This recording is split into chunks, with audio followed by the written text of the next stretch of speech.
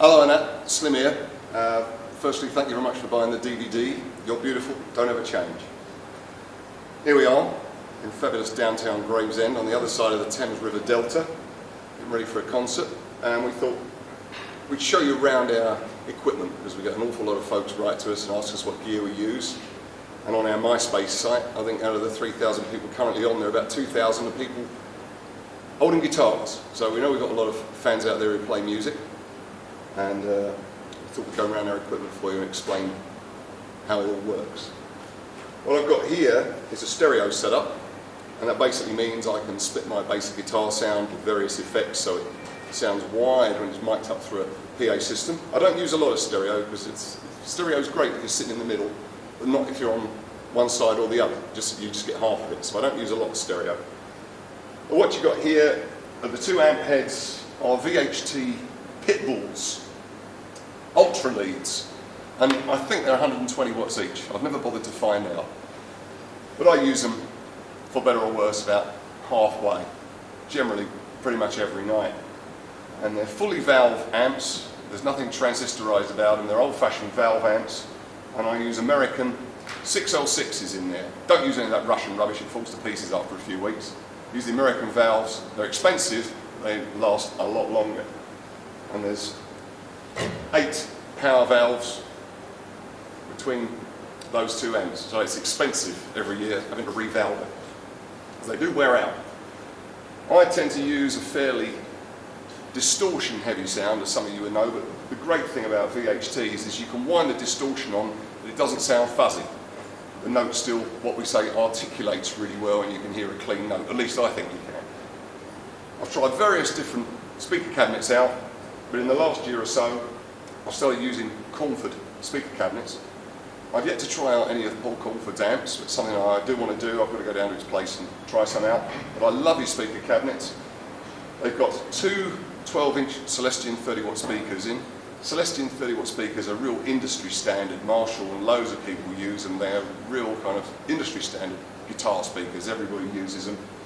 But the way Cornford have designed his cabinets, they get a fabulous neutral sound, I like to think of it. It's not too bassy, it's not too trebly, it's nice and fat in the mid-range, which is good for guitar.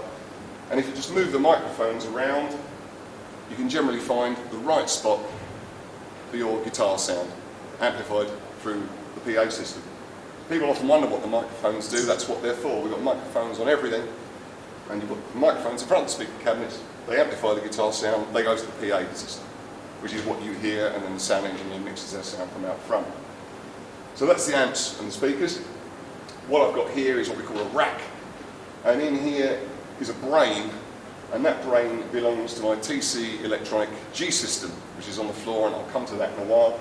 And what that is, that's what's called an effects processor. That means I can put echoes, reverbs, chorus, octave, a whole lot of guitar effects onto my sound, and I control it through here. With the G system, I only use 1% of what it does, because I'm pretty steam driven. But that's the brain that controls it. Here I've got a wireless system, which is a Sennheiser Blackfire, which I've had for about 15 years. It's never let me down, it does the job. I only really use it when we go in the audience, as you know. I tend to use a guitar lead because the sound's slightly purer if you use a lead. If you use a wireless, especially on guitar, it doesn't affect Jar Jar so much because he plays like a clean bass sound. But for guitar, it really affects the guitar sound, and it can sap some of the mid-range grunt of the guitar. So I only use this when we go in the audience. It enables us to move wirelessly. People often think when we're out in the audience that we're miming, but we're not. We are actually playing, and this is the wireless that we transmit back to from belt packs on our guitars. As you can see, I've got some stickers here.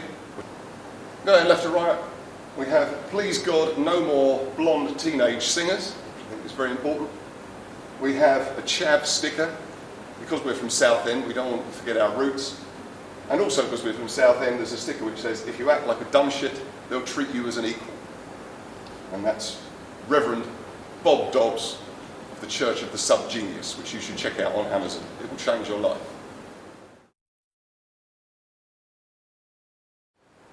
My guitars. This is an early 70s, possibly late 60s actually, Gibson SG Standard. The body was given to me by my good friend Neville Martin, of Guitarist magazine. I don't know why, he just gave it to me, he must have been mad. But I've had it tarted up, pickups and all the bits and pieces put on it. And it was sprayed by my good friend Steph Sochonsky. A lot of people think it's black and white zebra, but it's not. It's actually kind of like a metallic purple. Don't know why, we just chose that. And this is what I use in E-tuned slide. It's tuned to an E chord, and I use it for slide guitar, as you know.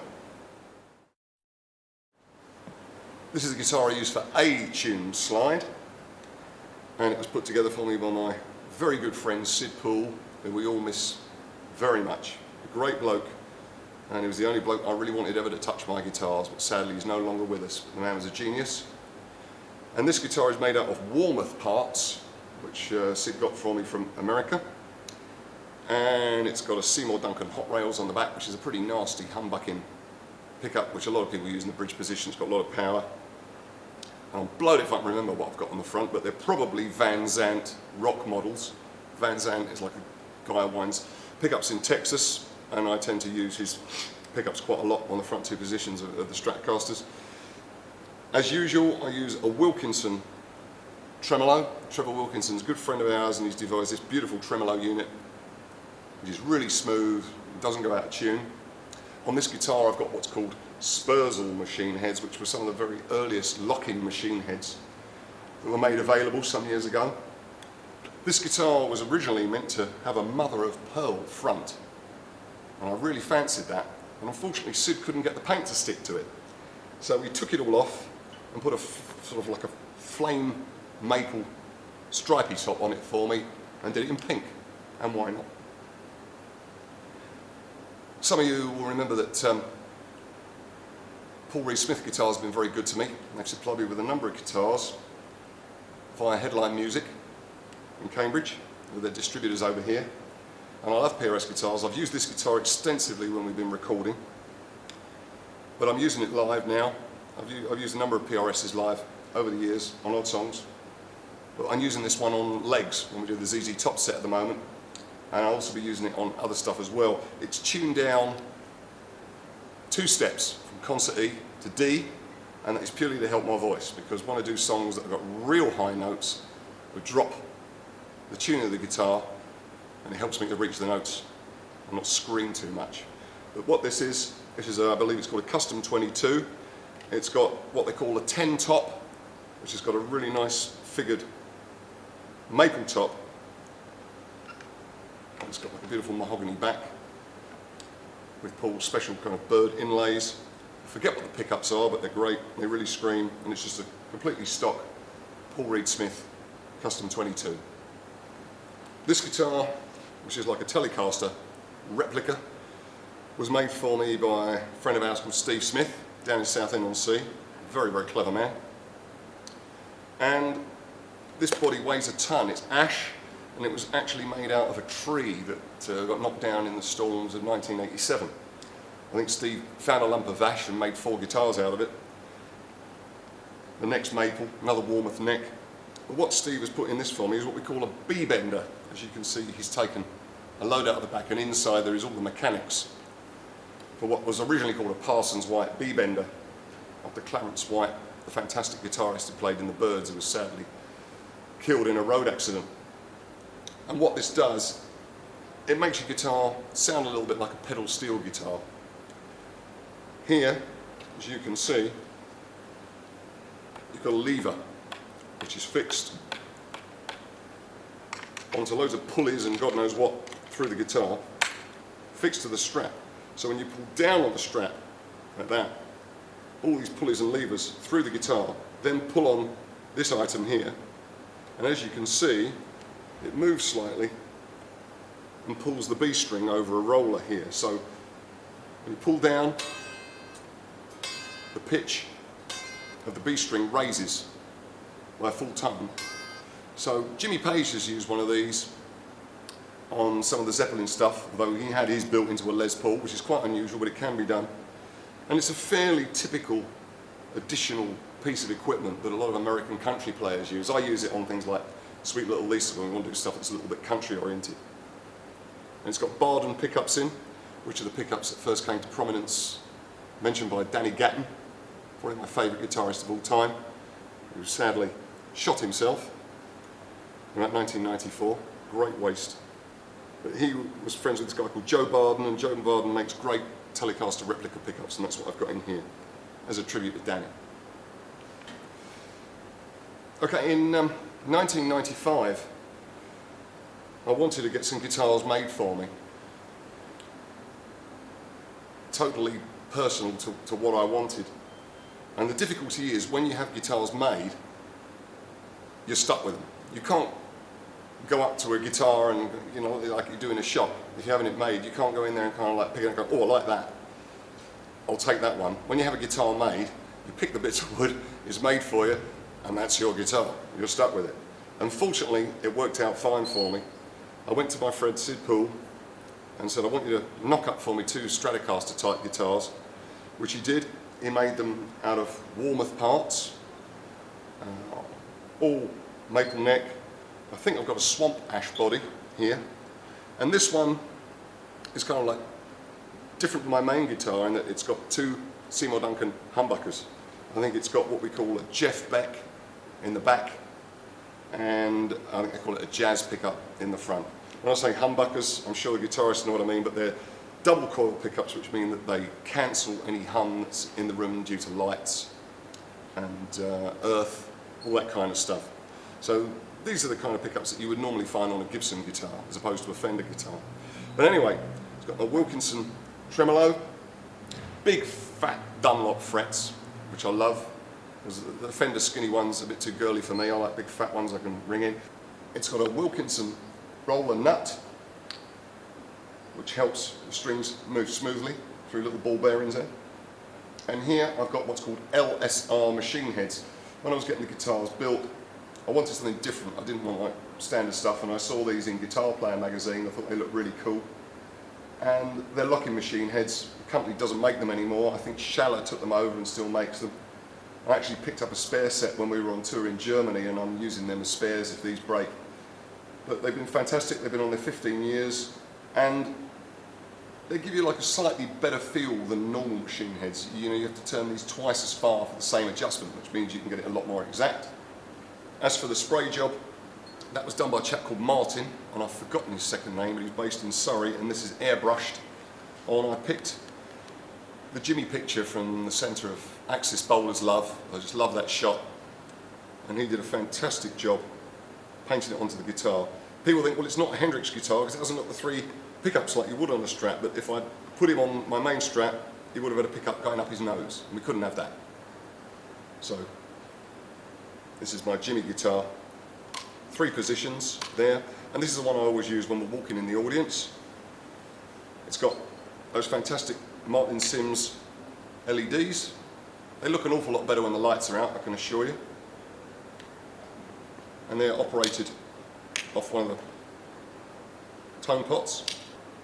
Martin Sims also put in this guitar for me 3 lasers, go onto the end of the guitar neck, so I can point them at people when I go through the audience. And they reproduce like the Predator gun sight from the Arnie Schwarzenegger movie. Alright, I'm a big kid, okay, I can't help it, it's my thing. So yeah, that's basically this guitar. As you'll notice on the back of the Strat, we've got a transmitter, and that transmits the guitar signal to the receiver with the aerials which we have on stage. And finally, onto my main stage guitar. This was made at the same time as the white one. Sounds totally different, not because of the pickups, it's because of the wood.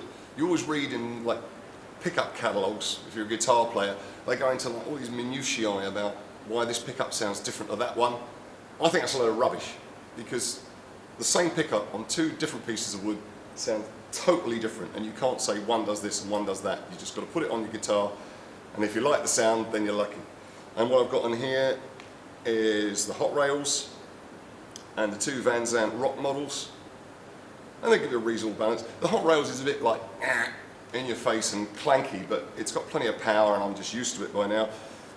All the usual settings, 5-position switch here, so I get those 2 pickup sounds. People always call it the out of phase sound. It's not an out of phase sound at all. It's just those 2 pickups together, and that position is those 2 pickups together, and then, you know, the individual pickups. This has also got Sims LEDs in, got red ones in, but I don't use this one to walk in the audience.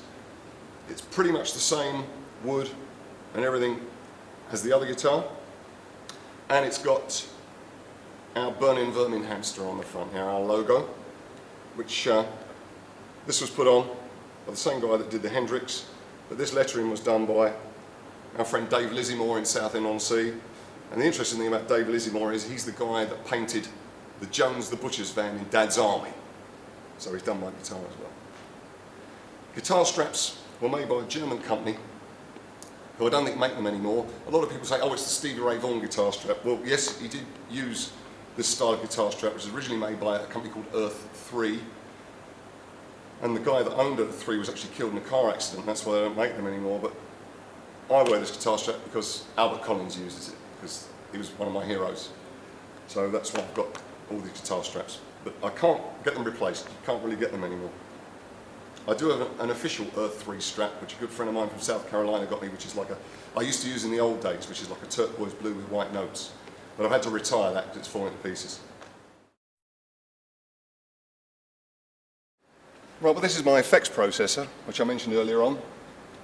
It's a TC Electronic G System. TC Electronic are an absolutely genius Danish company. And they've long been regarded as making the very finest echo units. And anything that is to do with what we call time shifting in the trade. Anything that is like chorus, pitch, reverb, echoes, anything like that. They're the guys for it. If you don't know what I'm talking about, sorry, I don't even know how to explain it. But this is an effects processor, as I say, and what you do here is I call up different what we call patches. So that's my basic guitar sound there. When I hit that one, that brings in these effects here, which is kind of my ZZ Top sound, which brings in a little bit of what we call delay, a little bit of echo, a little bit of chorus. So it makes it sound like a nice big fat stereo sound like Billy Gibbons uses. That's one of my echo patches, as is that, as is that. They're different echoes for different songs. Sometimes you want the echo to be in time with the song, so that when you hit a chord, the echo repeats in time with the tempo of the song. And one of the really cool things about this pedal is that if you want to be a little bit louder, you just hit that, and that boosts your guitar signal. It doesn't make it grungier or anything, just makes it a little bit louder. So occasionally, if I'm not loud enough on stage, I can hit that, and then I can suddenly hear myself. This has got tons and tons of stuff in it, hundreds of what we call, banks and patches. So I can probably get about 200 different guitar sounds out of this thing, but I only use about 5 or 6.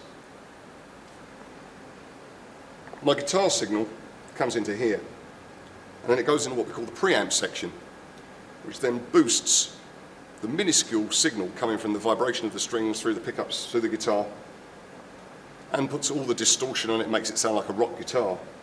It boosts it in the preamp section, then comes out of the preamp section via wires into this brain that I mentioned, which is part of the effects processor.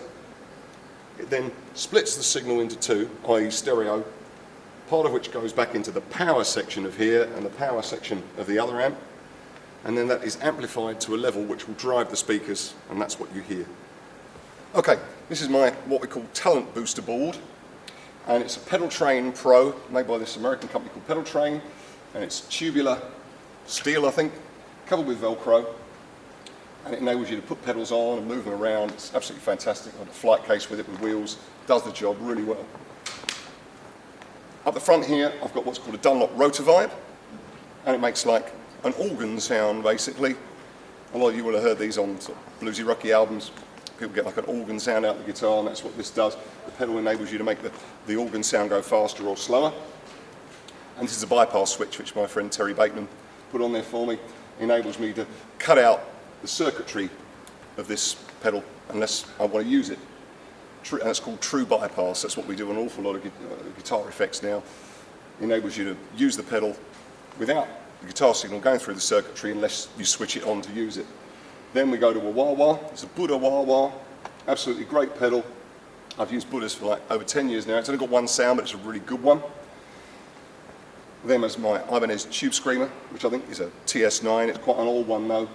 I've also got a TS808, which is like the original one that everyone kind of eulogises about that Stevie Ray Vaughan used. To be honest, I think they all sound the same. By the time the sound gets out to the punters in the audience, you can't tell the difference anyway, but they fetch an awful lot of money. We then go to a Full Tone Distortion Pro, which is just basically a way over the top fuzz box, and I use it on Star Spangled Banner, along with the Rotor Vibe to kind of get the sound of like bombs dropping.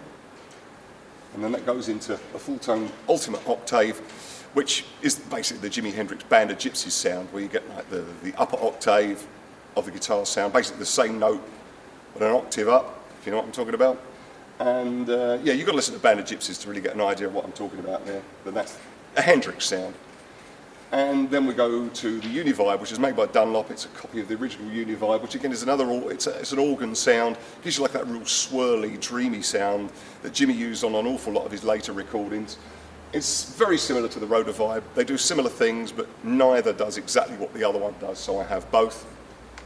I then go to the Full Tone Obsessive Compulsive Drive, which is just like another overdriver. I've got loads and loads of overdrivers, and I chop and change and use them at different times. But that gives a nice boost for some of the ZZ Top stuff that we do occasionally. And then I've got my Korg limited edition tuner, which is absolutely brilliant. It enables you to tune the guitar up silently, because it's embarrassing if you're tuning up and people can hear what you're doing. And that's all control power by a Dunlop DC brick, and all the Dunlop stuff comes from our good friends at Strings and Things down in Brighton. Thank you, Pete Lunny. Doing little bits and pieces here. I use this plectrum, which is a Dunlop, what they call Tortex, and it's like 0.6 of a millimetre thick. It's not too thick, it's not too thin. Works for me. I like them because they've got like a matte finish, and they stick in your hands quite well. They don't slip out of your hands. The only thing about them I don't like is when you run it down the string to make like that, you know, meow sound. They don't sound as good as a regular plastic pick, but there's a compromise. Here, this is my fast fret wiper, which I keep in my back pocket when I'm playing. Fast fret's okay, and it feels fantastic for 30 seconds when you wipe this down the guitar strings, but then it wears off and then it goes really sticky, so I don't like it. So some of you who've seen us years ago will remember I always used to spray WD-40 down my guitar neck, which looks great. And WD-40 actually sent me a crate of this stuff once because I found another application for it. But it really messes up the guitar neck. It soaks into the wood and just makes the guitar neck go dull, so you have to replace it. So these days I spray it onto a fast fret applicator and then run that up and down the strings between songs. And when I get sweaty, which I do, it keeps the guitar fairly slinky. I use this slide. If I lose this, I've really had it. I don't know who made it, but it's got the right weight and width and everything for me, and I pack it out with gaffer tape so it fits nicely over my pinky. Ronnie Wood out the Stones, he plays with it on that finger, but then you lose a finger for playing chords as well. So I use it over my pinky and I can still use my other three fingers. And here, like Jar Jar, when a gig's pretty loud, I use these, which are EAR Ultratex, which are only about a tenner, but they're absolutely fantastic. They reduce the overall level of what you're getting around you by quite a lot, but they don't take any of the tone away. They're not like ones you use for firing a gun. It's just like desensitize you completely. These enable you to feel the guitar and hear the guitar, and any sensitivity in what you're doing, they just reduce the level. And you can get them pretty much everywhere. They're EAR Ultratech, and they're well worth the investment, a tenner to save your hearing. You've all seen these. These are what in the trade known as monitor cabinets. And these are speaker cabinets, but this is what we listen to ourselves performing through. Because when you're standing behind the PA system, you can't hear what the hell you're doing, singing wise. So the engineer gives us our own voices, and any component that's mic'd up can come back here, so we at least get a decent balance of the band on stage. Because it does not sound up here like it does out in the audience. You can also use these for putting your foot on if you want to look butch like Iron Maiden. One last thing, folks are always asking me where I get my shirts from. I could tell you, but I'd have to kill you.